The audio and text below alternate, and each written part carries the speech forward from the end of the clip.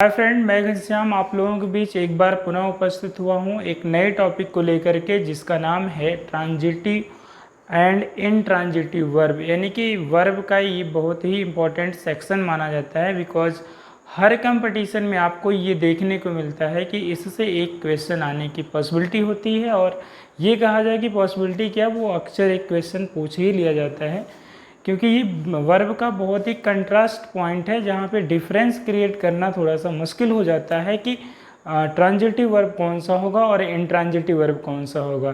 तो चलिए आज हम लोग इसी बीच के इसके बीच का अंतर जानने के लिए तैयार हैं। तो आज सीखते हैं कि इसके बीच का अंतर क्या होता है और कैसे निकालेंगे।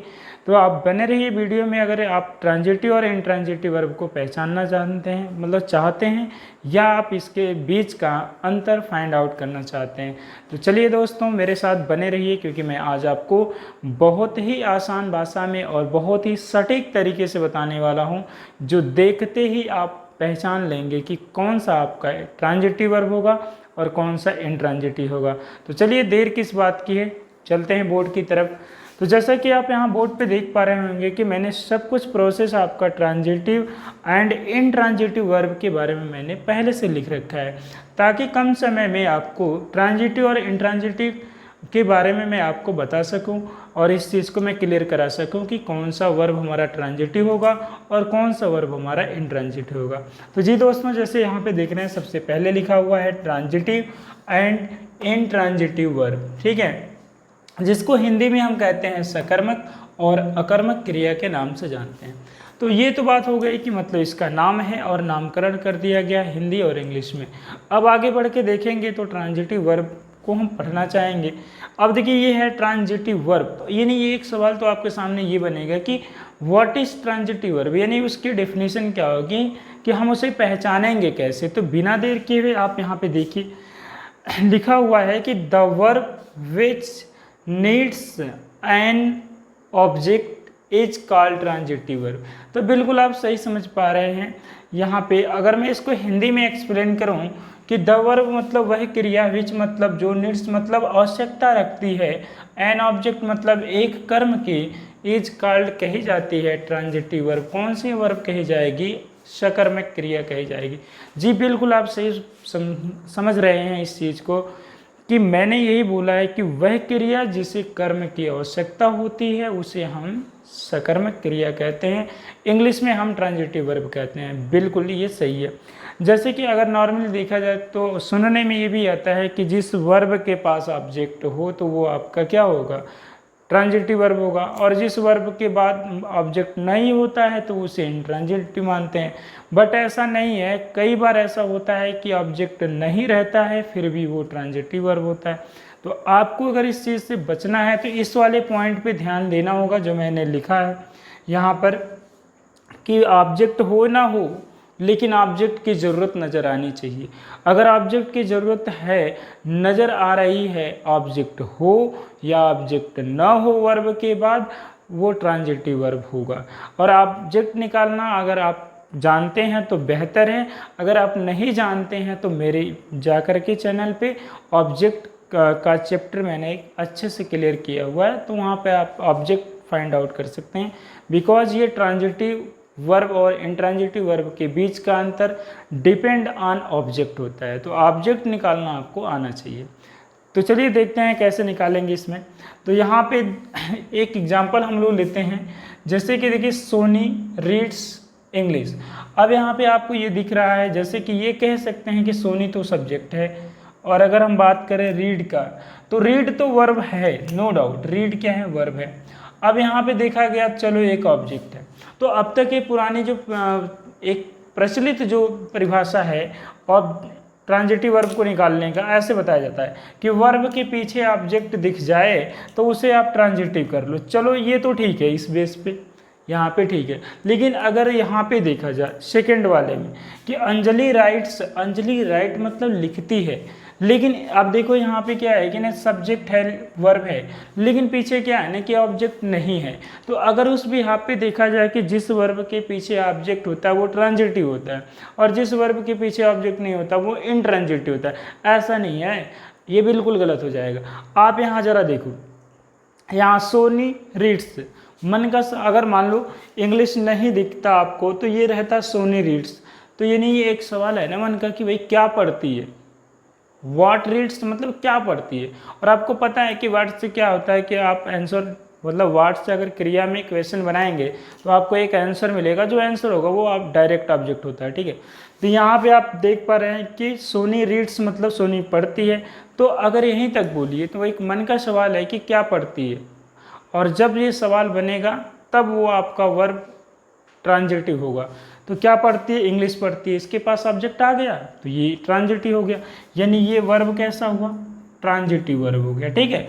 तो यहाँ पे देखिए अंजलि राइट्स, अब यहाँ पे तो ऑब्जेक्ट है नहीं, आप लेकिन प्रश्न तो बना ही सकते हो ना, मन का क्वेश्चन है। अगर मैं ये कहूँ कि अंजलि लिखती है तो आप ये पूछेंगे ना कि अंजलि क्या लिखती है। अब जब प्रश्न कर रहे हैं कि अंजलि क्या लिखती है तो कुछ ना कुछ तो होगा, पत्र लिख सकती है, एप्लीकेशन लिख सकती है, और भी कुछ स्टेटमेंट लिख सकती है, कुछ तो लिखेगी ना। यानी उस राइट को एक ऑब्जेक्ट की ज़रूरत है, ऑब्जेक्ट दिख नहीं रहा है लेकिन ऑब्जेक्ट की ज़रूरत है, इसलिए यह भी हमारा ट्रांजिटिव वर्ब ही होगा, ठीक है दोस्तों। मुझे उम्मीद है कि आप बहुत बढ़िया समझ रहे होंगे ट्रांजिटिव वर्ब निकालना। देखिए नेक्स्ट लेते हैं एक और, जैसे यहाँ पे है कि Shyam bought a car, no doubt Shyam subject हुआ, ये वर्ब हुआ, ये ऑब्जेक्ट हुआ। अब यहाँ पे देखो श्याम बाट है, श्याम खरीदा, तो सवाल तो आएगा ना कि क्या खरीदा, और क्या खरीदा में उत्तर आएगा आपका, यानी आंसर आएगा कार। तो ये भी हो गया आपका ट्रांजिटिव वर्ब, कोई प्रॉब्लम नहीं। लेकिन मुश्किल तो यहाँ है कि सोहन सोल्ड, सोहन सोल्ड में हमने देखा कि सोहन सोल्ड मतलब ये सब्जेक्ट हुआ और ये क्या हुआ, आपका वर्ब हुआ। तो लोग तो ये कह देंगे भाई सोल्ड के पास ऑब्जेक्ट नहीं है तो ये इंट्रांजिटिव है, बट आप मत कभी कह देना कि ये इंट्रांजिटिव है। क्यों? क्योंकि ये देखो ना, सोहन सोल्ड, सोहन बेचा है, तो मन का सवाल तो बनेगा ना कि क्या बेचा है। और जब भी वाट यानी क्या का प्रश्न बन जाए, जिस क्रिया में क्या का प्रश्न बनेगा वो ट्रांजिटिव होगी, चाहे ऑब्जेक्ट रहे या ऑब्जेक्ट न रहे, इसका कोई फर्क नहीं पड़ता। लेकिन अगर प्रश्न बन गया यानी क्वेश्चन बना कि क्या से अगर वर्ब में प्रश्न बन गया तो समझो कि वो ट्रांजिटिव ही है। जैसा देखो सोहन सोल्ड, आप ही पूछ दोगे भैया क्या बेचा। अगर मान लो आपके दोस्त का नाम लेके मैं कह दूं कि उसने, मान लो दोस्त, आपके दोस्त का नाम है राम, अगर राम को मैं कहूँ राम ने बेच दिया, आप तुरंत मेरे से पूछोगे कि भैया क्या बेचा। यानी बेचना वर्ड के लिए, बेचना जो क्रिया है उसको एक कर्म की आवश्यकता है, वो दिखे या न दिखे। तो यही इसी बात पे हम इसे कह सकते हैं, ये भी अपना क्या है, ट्रांजिटिव है। तो मुझे उम्मीद है कि आप ट्रांजिटिव वर्ब समझ गए होंगे बिल्कुल बढ़िया से, कि ऑब्जेक्ट दिखे ना दिखे, अगर वर्ब को ऑब्जेक्ट की ज़रूरत है यानी आवश्यकता है तो वो ट्रांजिटिव वर्ब ही होगा।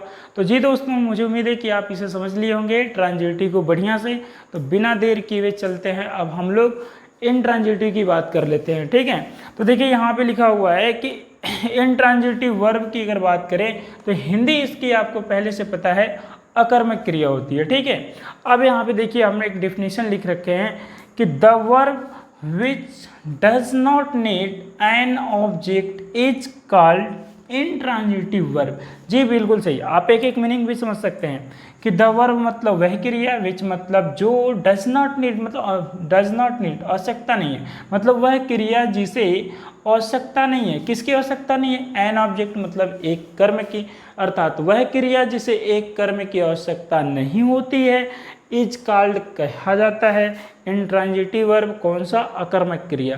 तो बिल्कुल आप बढ़िया समझ गए सीधी सीधी भाषा में कि वह क्रिया जिसे कर्म की आवश्यकता नहीं होती है उसे ही तो हम इंट्रांजिटिव वर्ब कहते हैं, और अगर हिंदी की बात करें तो अकर्मक क्रिया कहते हैं। चलो देखते हैं कैसे ऐसे हो सकता है, ठीक है। अब यहाँ पे हम देखते हैं, हमारे पास एग्जाम्पल है, he runs on the road. बहुत बढ़िया। तो तमाम अगर इस तरीके से लोग देखेंगे, देखो सब्जेक्ट है, वर्ब है, ऑब्जेक्ट है। ये गलती आप मत कर देना कभी, बिल्कुल मत करना कभी, क्योंकि ऐसा थोड़ी नहीं निकाला जाता है। देखो ही रन्स, वो दौड़ता है, ठीक है भाई दौड़ता है। अगर मैं कह दूं कि वो दौड़ता है तो आप पूछोगे क्या मेरे से कि क्या दौड़ता है? अरे मैंने तो पहले कहा कि वह दौड़ता है। तो यानी यहाँ पे क्या से कोई भी सवाल नहीं बन रहा, क्योंकि कंप्लीट मीनिंग है भैया वो दौड़ता है। अब ये देखो, लोग कहेंगे कि ऑन दी रोड है ना ऑब्जेक्ट, ये वाला ऑब्जेक्ट है तो ये ट्रांजिटिव है। ऐसा कदापि मत करिएगा, बिल्कुल गलत हो जाएगा। एक बात तो याद रखिए हमेशा कि अगर वर्ब के पीछे प्रीपोजिशन नजर आए तो समझ जाइए वो ऑब्जेक्ट नहीं है। यानी ये तो बिल्कुल फैक्ट है कि अगर किसी भी मेन वर्ब के बाद अगर कोई प्रीपोजिशन लग जाए तो वो ऑब्जेक्ट है ही नहीं है, क्योंकि ऑब्जेक्ट निकालने का मात्र दो ही तरीका है, या तो आप क्रिया में व्हाट से प्रश्न कर लो या क्रिया में whom से प्रश्न कर लो। तो ना यहाँ पे व्हाट सेट होता है ना यहाँ पे whom सेट होता है, तो ऑब्जेक्ट आएगा कहाँ से? क्योंकि ऑब्जेक्ट तो दो ही होता है, एक डायरेक्ट होता है और एक इनडायरेक्ट होता है। डायरेक्ट निकालना चाहोगे तो व्हाट से निकालोगे और इनडायरेक्ट निकालना चाहोगे तो whom से निकालोगे। तो जैसे देखो यहाँ पे ये हो गया ही रन्स, कोई नहीं पूछ सकता कि क्या दौड़ता है, इसलिए इसे हम कहेंगे ITV, मतलब इंट्रांजिटिव वर्ब कहेंगे। अब नेक्स्ट देखते हैं, Mukesh swims in the river. फिर से वही बात है भैया, सब्जेक्ट हो गया, वर्ब हो गया, ऑब्जेक्ट हो गया, लेकिन सीधे सीधे आप देखो ना कि यहाँ पे क्या है, प्रीपोजिशन है, ये ऑब्जेक्ट नहीं होगा, मत मानना इसको ऑब्जेक्ट। अब मुकेश स्विम्स, ये कहा गया कि मुकेश भाई स्विम मतलब तैरता है, इन द रिवर मतलब नदी में तैरता है ना, तो नदी में तैरता है। लेकिन आप तो ये नहीं पूछ सकते ना कि क्या तैरता है, और ये भी नहीं पूछ सकते कि किसको तैरता है। यानी यहाँ पर क्या और किसको का प्रश्न नहीं बना, तो नहीं बना तो फिर ये इंट्रांजिटिव वर्ब होगा। क्या होगा? इंट्रांजिटिव, मतलब ITV मतलब इंट्रांजिटिव।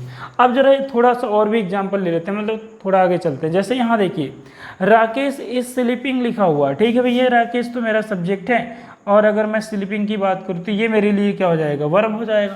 तो अब बताओ, मैं ये बोलूँ कि राकेश सो रहा है, तो क्या आपके मन में कुछ हो रहा है? क्या आप प्रश्न बनाओगे कि क्या सो रहा है? ऐसा तो बनाओगे नहीं। तो जब आप क्या से प्रश्न नहीं बना सकते और किसको से भी प्रश्न नहीं बना सकते, तो डायरेक्ट समझो कि वो क्या है? ITV मतलब इंट्रांजिटिव, ITV मतलब इंट्रांजिटिव वर्ब कहिए, ठीक है। इसी तरह से सेम है भैया, सोहन इज डांसिंग, सोहन नाच रहा है। जब आप ये बोलोगे कि सोहन नाच रहा है, तो आप उससे क्या का प्रश्न नहीं बना सकते हो, यानी बनेगा ही नहीं। लेकिन अगर आप ये कहो कि सोहन पढ़ रहा है, तो जब कहोगे पढ़ रहा है तो आप पूछोगे ना कि क्या पढ़ रहा है? अंग्रेजी पढ़ रहा है, गणित पढ़ रहा है, भूगोल पढ़ रहा है, इतिहास पढ़ रहा है, क्या पढ़ रहा है? आपका एक आंसर आएगा। लेकिन अगर आप ये कहते हो कि सोहन नाच रहा है, तो आप क्या नहीं लगा सकते, यानी जहाँ पे क्या नहीं लगेगा वो इंट्रांजिटिव वर्ब होगा। कौन सा होगा? इंट्रांजिटिव वर्ब, याद रखिए।